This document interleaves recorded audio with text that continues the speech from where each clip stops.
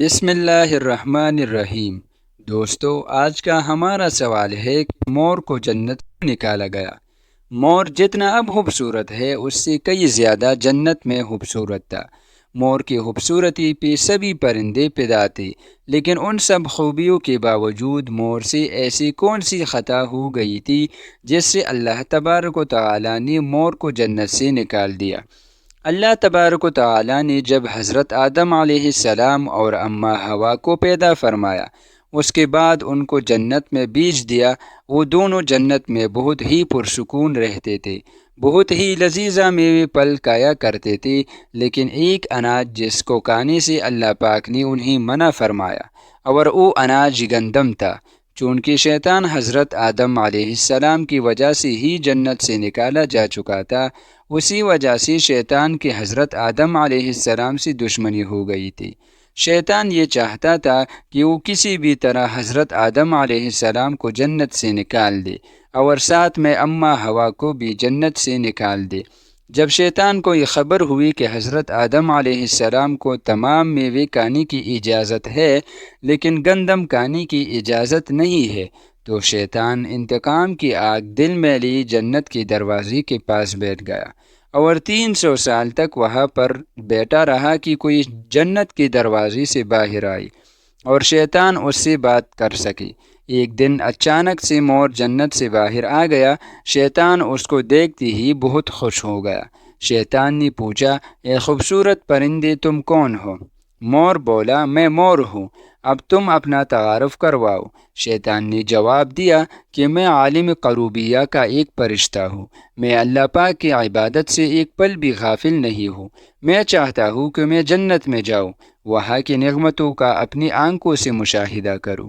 شیطان مور سے کہنے لگا کہ تم مجھے جنت کے اندر لے جاؤ، میں تمہیں 3 ایسے باتیں بتاؤں گا جس سے تمہیں ابدی زندگی حاصل ہو جائے گی، تمہیں بڑھاپا اور بیماری نہیں آئے گی، تم ہمیشہ جنت میں ہی رہو گے۔ شیطان کی یہ باتیں سن کر لالچ میں آ کر مور نے کہا کہ مجھ میں تو اتنی طاقت نہیں ہے کہ میں تمہیں جنت کے اندر لے جاؤں، لیکن ایک سانپ میرا دوست ہے، وہ شاید تمہاری مدد کر سکے۔ یہ کہہ کر مور سانپ کے پاس آیا، اس کو ساری بات بتائی۔ سانپ بھی شیطان کی باتوں سے بہت خوش ہو گیا، پھر شیطان کو اپنے منہ میں چھپا کر جنت میں داخل ہو گیا، اور یوں شیطان اپنی چال میں کامیاب ہو گیا۔ جنت کے تمام نگہبانوں کو یہ معلوم تھا کہ شیطان یہ چال چل رہا ہے اور جنت میں داخل ہو چکا ہے۔ فرشتے شیطان کو جنت سے نکالنے لگے، تب ہی اللہ پاک کا حکم ہوا کہ اس کو ابھی تک جنت میں ہی رہنے دیا جائے۔ وہ فرشتے اللہ تبارک و تعالیٰ کے حکم سے رک گئی۔ شاید یہ حضرت آدم علیہ السلام کا امتحان تھا۔ شیطان حضرت آدم علیہ السلام کے پاس اور اماں حوا کے پاس جا کر اپنے محبت کا اظہار کرنے لگا۔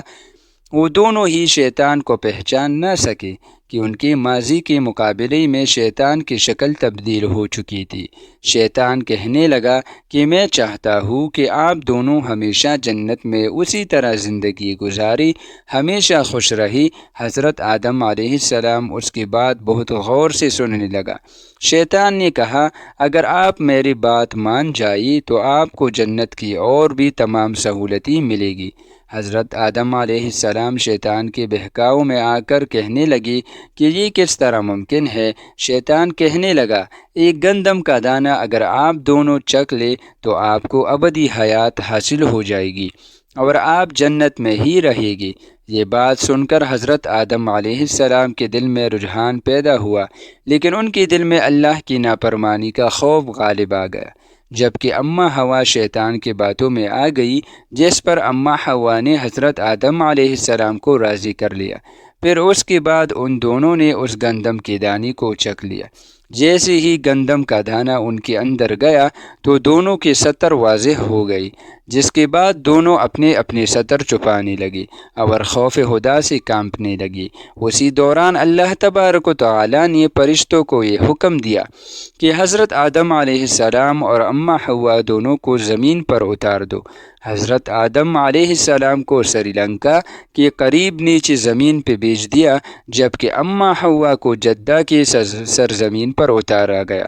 جن خوبصورت پیروں سے چل کر مور شیطان کو جنت کے اندر لے کر آیا تھا، وہی خوبصورت پاؤں اللہ پاک نے مور سے لے لی۔